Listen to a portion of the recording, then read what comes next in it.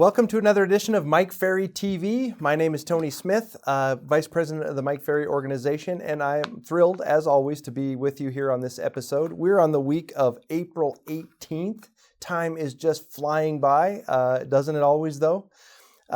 Two sets of words that I really want to talk to you about today. Okay, first, I want you to look at the words, the accumulation effect. Accumulation effect. What we know in the real estate industry, and Mike has been trying to teach us for years, the power and the benefit of the accumulation effect. Now, what we need to understand is the accumulation effect can work in both positive and negative ways in our life and business. You know, Mike is so eager to share that early on in his youth, he created a planned system for learning. And that basically blossomed into a space where Mike Ferry reads between 150 and 250 books a year. And he's been doing that for 55 years.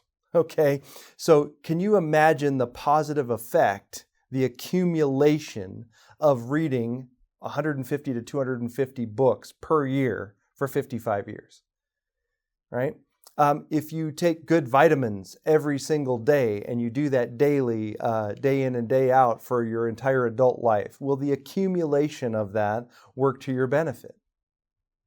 If you prospect consistently and you do that effectively for a prolonged period of time, will the accumulation of that activity benefit you and your business? And then on the negative side, if you eat 3 McDonald's hamburgers every day at lunch, will the accumulation of that be negative?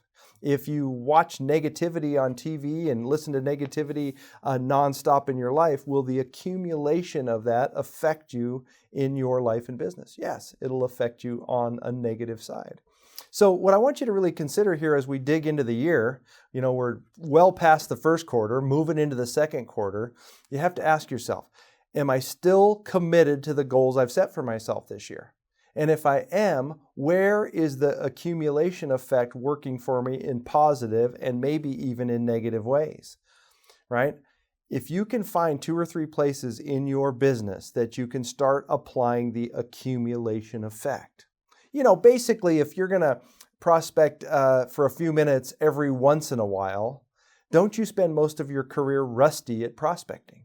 So even though you're putting in some effort towards generating business, because you're rusty all the time, you don't accumulate good behaviors, good scripts, good dialogues, good closing habits, good skills, and it diminishes the results from the activity, right? So I want you to think about the words, the accumulation effect, and where should you apply or start applying more of the accumulation effect in your business? Maybe even look at the negative side too. What have you been doing consistently or a lot of on a regular basis that's not helping the growth of your business, right? You know, the accumulation effect in my world from practicing scripts and dialogues. I cannot share with you how much benefit comes to me today from the accumulation effect of basically 30 years spending time working on what to say and how to say it in every selling situation. If you don't have the accumulation effect of that, can you expect to have great skills today, right? The second word I want to look at is the word momentum, okay? And you're either in full momentum or you're not. And, you know, in our business, we're either in full momentum, we're coming out of momentum, right? Or we're flat. And so you have to ask yourself, where are you in momentum? You know, it's been proven, and I wrote down there's, if you want to get in full momentum in your business, if it's really a goal of yours and you can understand and appreciate the value of full momentum. Think about a train sitting still on the railroad tracks, right? A locomotive sits parked on the railroad tracks. You can place a penny in front of the front wheel of that train on the tracks, and that train won't go over that penny. Like, you know the amount of force is required to move a locomotive over a penny on the railroad tracks? No momentum. But now think about that same train. That train is going 25 miles an hour full steam with all that force and that power behind it, and there's a penny sitting on the track, right? The train basically obliterates the penny. It doesn't even feel it. It blows right through it. In your business, it's no different. If you have full momentum going in your business and there's a little hiccup, a deal falls apart, a challenge, you can blow right through that because of the momentum that you have and you continue on towards your goals. However, if you have no momentum and you're flat, it's like that train being stalled on the tracks. An escrow that falls apart or a deal that goes sideways is devastating. So right out of the gate, I want to have you consider, where is the level of momentum you have in your business right now? Where is it? And then I've written down 6 things to do, 6 steps if you want to create full momentum if you don't have it. And these are steps that have been proven over years of how to get momentum in your business. The first one, if you want to get momentum, you must know exactly where you are. It basically means in order to get full momentum, you have to face the reality of exactly where you are. How many transactions have you closed so far this year? How many pending transactions do you have? How many leads do you have at this moment? How much time are you spending working on your scripts and dialogues? Do you know exactly where you stand? It's almost impossible to start getting momentum if you're in denial or if you don't know the reality of where you stand. Take a look at the money in your bank. That's the reality, okay? Step 2, create a simple, clear game plan and remain committed to it. If you want to create momentum, create a simple, clear-cut game plan and stay committed to it. Are you working from a short-term plan? Are you working from a mini business plan that is clear, simple, decisive for the month of April? It's really hard to get in momentum without a plan. Where's that business plan that you created back in October, November, December last year? Are you working from a plan at all? Certainly doesn't help momentum. Step 3, set some very specific, measurable, attainable goals. Are you working towards some very specific, measurable, attainable goals right now? How many listings are you planning on taking in the month of April? What is your goal between now and the end of the second quarter? Do you have some personal goals that you're really locked on to achieving?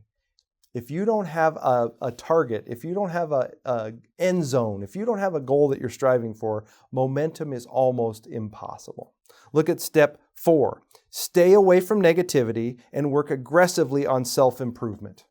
If you want to gain momentum, you have to shut off the negative side of your world, all that negativity, and work on self-improvement. It's been stated, and we know this for a fact, if you're not in a very aggressive mode of self-improvement, it will cause a dramatic increase in self-doubt. If you're not actively trying to improve your skills or your schedule or your time management or your prospecting sources, if you're not aggressively trying to self-improve, what happens? Self-doubt slips in. Self-doubt, and the fastest thing to kill you from momentum is doubting and fear. So make sure that you're staying away from negativity and in a really aggressive self-improvement plan. Step 5, work both on your ability to focus and to increase your intensity of your activities. If you want to create momentum, you have to zero in and say, okay, I have this activity of role-playing and practicing. I want to improve my skills. You need to lock on to, am I intently focused on improving the skill today? And then, am I increasing my intensity? Am I just going through the motions, or am I being intense at my desire to improve my skills? That will improve momentum. And then the 6th step, if you want to get full momentum, reward yourself for the hard work you're doing and set some mini rewards for accomplishments along the way. Right? When I follow my schedule and I intensely role play and practice and hit my prospecting numbers for this week, when we're going to go out to a first-class dinner on Friday night, right? Reward yourself. If you can repeat this little series of activities, the next thing you know, you're in full momentum. So take some time this week and look closely at yourself in these 2 words. How are you doing in the accumulation effect? Is it positive in your favor or working against you? And how strong would you say your momentum is right now? How much momentum is pushing you? And let's use these steps to get in full momentum. For most of the country, this is coming into the peak prime selling season, April, May, June, July, August, right? The prime time. Wouldn't it make sense to have the accumulation effect and full momentum in your favor going through the prime selling season? We think so. Have some fun with these thoughts. We'll talk to you soon.